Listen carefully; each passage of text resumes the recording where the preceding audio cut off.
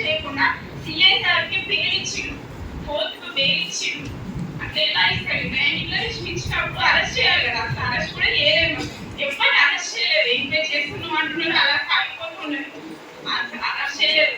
SP గారు వచ్చి వాళ్ళని అరెస్ట్ చేస్తాము, నీకు గవర్నమెంట్ నుంచి ఏమేమి బెనిఫిట్స్ అవన్నీ ఇస్తామని మాట ఇచ్చిండు. మా సార్ చనిపోయినప్పుడు వచ్చి మాట ఇచ్చిండు. అయినప్పుడు ఇంతవరకు ఎలాంటి రెస్పాన్స్ లేదు గవర్నమెంట్ నుంచి కానీ, అటు ప్రభుత్వం నుంచి కానీ, పోలీస్ శాఖ నుంచి కానీ ఎలాంటి రెస్పాన్స్ లేదు. తిరుగుతూనే ఉన్నాం. పట్టించుకున్న గారిని కలిసినాము, తర్వాత డీజీపీ గారిని కలిసినాము.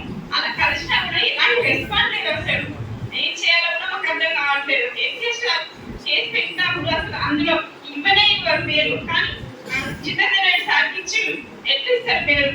మీకు కొట్టాడుతున్నా కూడా అసలు పట్టించుకోవట్లేదు ఎవరు. దానికోసం న్యాయం చేయాలని అలాగే ఇద్దరు పిల్లలు ఉన్నారు. అసలు అక్షరవేసి పోయేంత కనిపిస్తుంది. అయినా కూడా మాకు న్యాయం చేయలేదు. అతను నీతి నిజాయితీగా వర్క్ చేసినప్పుడు చిన్నదరెడ్డి సార్ జైలు చేస్తాము. అలాంటి సార్ నీతి నిజాయితీగా వర్క్ చేసిన వాళ్ళని అట్లా చేయడం వల్ల చనిపోయింది.